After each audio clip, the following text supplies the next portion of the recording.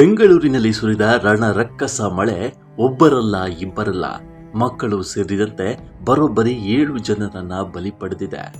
ಶಿವಾಜಿನಗರದ boring ಆಸ್ಪತ್ರೆಯ compound ಕುಸಿದು ರಸ್ತೆ ಬದಿ ವ್ಯಾಪಾರಿಗಳು ಮತ್ತು ಪಾದಾಚಾರಿಗಳು ಸೇರಿದಂತೆ 7 ಜನ ಸಾವನ್ನಪ್ಪಿದ್ದಾರೆ.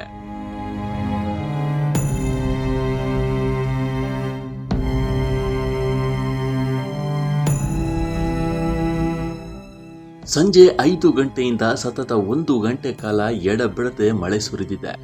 ಬಿರುಗಾಳಿ, ಗುಡುಗು, ಸಿಡಿಲು, ಆಲಿಕಲ್ಲು ಸಹಿತ ಮಳೆ ಜೋರಾಗುತ್ತಿದ್ದಂತೆ ಬೀದಿ ಬದಿ ವ್ಯಾಪಾರಿಗಳು ಕಾಂಪೌಂಡ್ ಪಕ್ಕದಲ್ಲಿ ಆಶ್ರಯ ಪಡೆದಿದ್ದಾರೆ.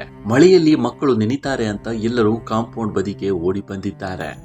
ಆದರೆ ಬೃಹತ್ ಕಾಂಪೌಂಡ್ನಲ್ಲೇ ಕಾದು ಕುಳಿತಿದ್ದ ಜವರಾಯ 7 ಜನರ ಜೀವ ಹೊತ್ತೊಯ್ದಿದ್ದಾನೆ. ಇನ್ನು ಘಟನಾ ಸ್ಥಳಕ್ಕೆ ಭೇಟಿ ನೀಡಿದ ಮುಖ್ಯಮಂತ್ರಿ ಸಿದ್ದರಾಮಯ್ಯ ಪರಿಶೀಲನೆ ಮಾಡಿದ್ರು. ದುರಂತದ ಬಗ್ಗೆ ಸ್ಥಳೀಯರು ಜಿಬಿಎ ಅಧಿಕಾರಿಗಳಿಂದ ಮಾಹಿತಿ ಪಡೆದುಕೊಂಡರು.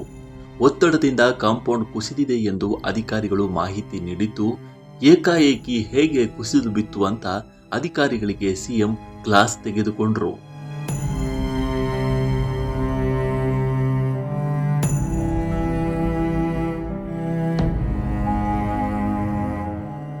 ದುರಂತದ ಬಗ್ಗೆ ತಿಳಿಯುತ್ತಿದ್ದಂತೆ ಡಿಸಿಎಂ ಡಿಕೆ ಶಿವಕುಮಾರ್ ಮತ್ತು ಬೆಂಗಳೂರು ಅಭಿವೃದ್ಧಿ ಸಚಿವರೂ ಆಗಿರುವ ಶಿವಕುಮಾರ್ ಕೂಡ ಘಟನಾ ಸ್ಥಳಕ್ಕೆ ಭೇಟಿ ನೀಡಿ ಪರಿಶೀಲನೆ ಮಾಡಿದ್ರು.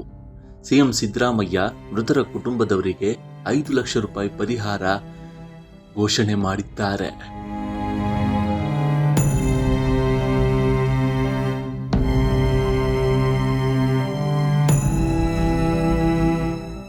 ಇನ್ನು ಘಟನೆಯಲ್ಲಿ ಗಾಯಗೊಂಡಿರುವ 7 ಜನರಿಗೆ ಉಚಿತ ಚಿಕಿತ್ಸೆ ನೀಡುವಂತೆ ಅಧಿಕಾರಿಗಳಿಗೆ ಸೂಚನೆ ನೀಡಿದ್ದಾರೆ. ಇದಲ್ಲದೆ ಅಧಿಕಾರಿಗಳ ಅಜಾಗರೂಕತೆ ಸಾಬೀತಾದರೆ ಅವರ ವಿರುದ್ಧ ಕ್ರಮ ಕೈಗೊಳ್ಳುವುದಾಗಿ, ಅಗತ್ಯವಿದ್ದರೆ ಅಮಾನತುಗೊಳಿಸುವುದಾಗಿಯೂ ಸಿಎಂ ತಿಳಿಸಿದ್ದಾರೆ.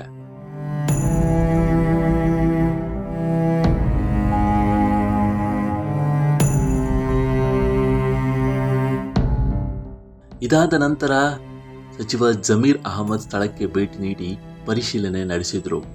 ಜೊತೆಗೆ ಪ್ರತಿಕ್ರಿಯೆ ಮಾಡಿ ಮೃತರ ಕುಟುಂಬಸ್ಥರಿಗೆ ತನ್ನ ಕೈಲಾದ ಸಹಾಯ ಮಾಡುವುದಾಗಿ ಘೋಷಣೆ ಮಾಡಿದರು. ರಾತ್ರಿ ಘಟನಾ ಸ್ಥಳಕ್ಕೆ ಭೇಟಿ ನೀಡಿ ನಂತರ ಆಸ್ಪತ್ರೆಗೆ ಭೇಟಿ ನೀಡಿ ಪ್ರತಿಕ್ರಿಯಿಸಿದ ವಿಪಕ್ಷ ನಾಯಕ ಆರ್ ಅಶೋಕ್, ಸರ್ಕಾರ ಅಪರಾಧಿ ಸ್ಥಾನದಲ್ಲಿದೆ, ಮೊದಲೇ ಎಚ್ಚೆತ್ತುಕೊಂಡಿದ್ರೆ ಹೀಗೆ ಆಗ್ತಿರ್ಲಿಲ್ಲ.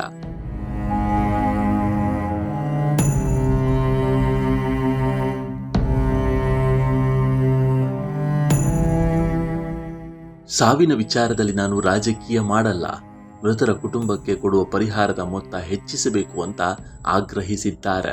ಒಟ್ಟಾರೆ ಬೆಂಗಳೂರಿನಲ್ಲಿ ಸುರಿದ ಮೊದಲ ಮಳೆಗೆ ಈ ರೀತಿಯ ಅವಾಂತರ ಸಂಭವಿಸಿದೆ. ಮುಂದಿನ ದಿನಗಳಲ್ಲಿ ಇನ್ನೂ ಯಾವ್ಯಾವ ಅವಾಂತರಗಳು ನಡೆಯುತ್ತೋ ಅನ್ನೋ ಭಯ ಕಾಡ್ತಾ ಇದೆ.